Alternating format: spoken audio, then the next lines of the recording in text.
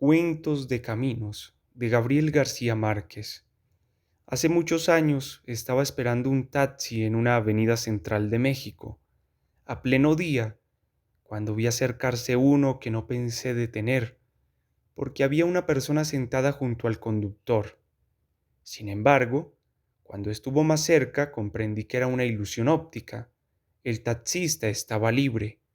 Minutos después, le conté al conductor lo que había visto y él me dijo con una naturalidad absoluta que no era ni mucho menos una alucinación mía. Siempre ocurre lo mismo, sobre todo de noche, me dijo. A veces paso horas enteras dando vueltas por la ciudad sin que nadie me detenga, porque siempre ven una persona en el asiento de al lado, en ese asiento confortable y peligroso, que en algunos países se llama el puesto del muerto, porque es el más afectado en los accidentes y que nunca merecía tanto su nombre como en aquel caso del taxi. Cuando le conté el episodio a Luis Buñuel, me dijo, con un grande entusiasmo, eso puede ser el principio de algo muy bueno.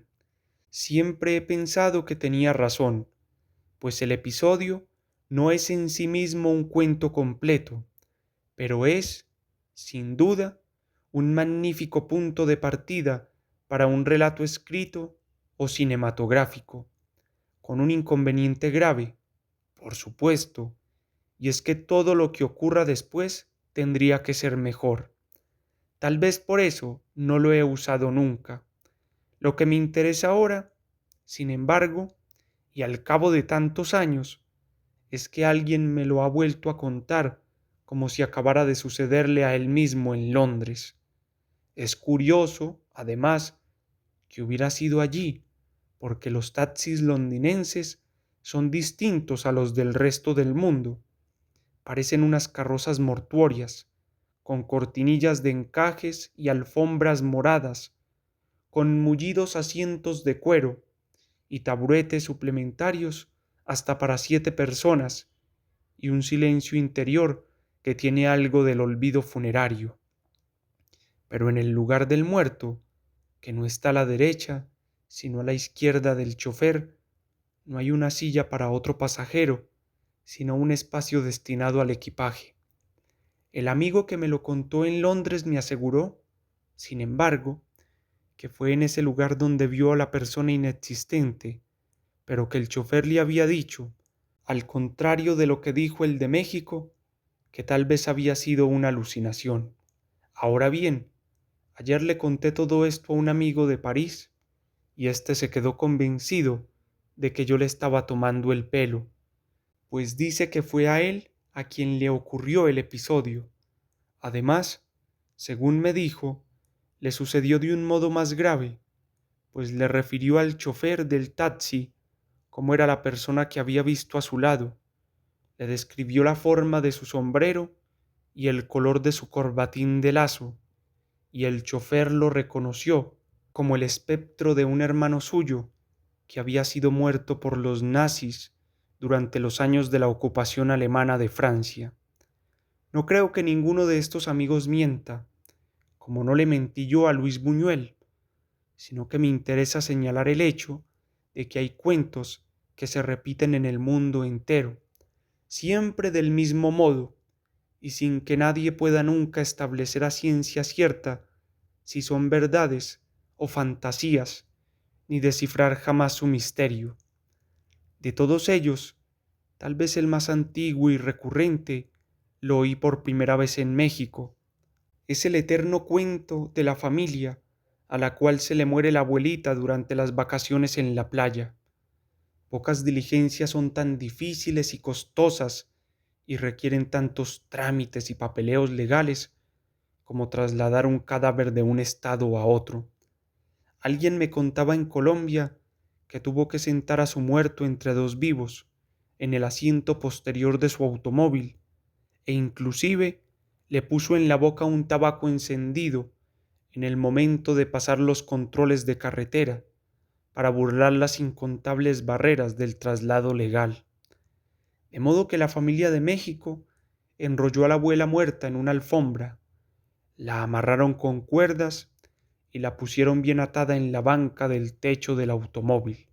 En una parada del camino, mientras la familia almorzaba, el automóvil fue robado con el cadáver de la abuelita encima y nunca más se encontró ningún rastro. La explicación que se daba a la desaparición era que los ladrones tal vez habían enterrado el cadáver en despoblado y habían desmantelado el coche para quitarse, literalmente, el muerto de encima. Durante una época, este cuento se repetía en México por todas partes, y siempre con nombres distintos, pero las distintas versiones tenían algo en común.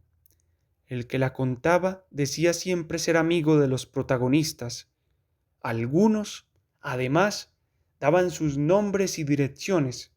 Pasados tantos años, he vuelto a escuchar este cuento en los lugares más distantes del mundo, inclusive en Vietnam, donde me lo repitió un intérprete como si le hubiera ocurrido a un amigo suyo en los años de la guerra.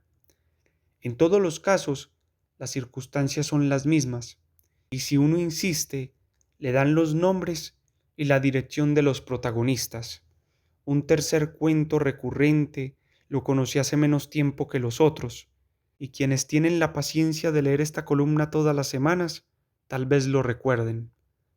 Es la historia escalofriante de 4 muchachos franceses que en el verano pasado recogieron a una mujer vestida de blanco en la carretera de Montpellier. De pronto, la mujer señaló hacia el frente con un índice aterrorizado y gritó: «¡Cuidado! Esa curva es peligrosa», y desapareció en el instante.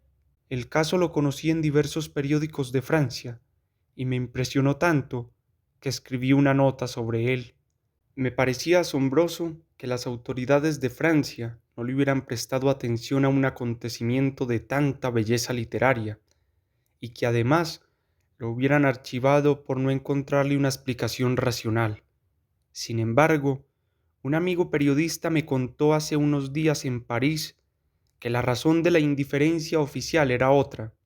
En Francia, esa historia se repite y se cuenta desde hace muchos años, incluso desde mucho antes de la invención del automóvil, cuando los fantasmas errantes de los caminos nocturnos pedían el favor de ser llevados en las diligencias. Esto me hizo recordar que, en efecto, también entre los cuentos de la conquista del oeste de Estados Unidos se repetía la leyenda del viajero solitario que viajaba toda la noche en la carretera de pasajeros, junto con el viejo banquero, el juez novato y la bella muchacha del norte, acompañada por su gobernanta, y al día siguiente amanecía solo su lugar vacío.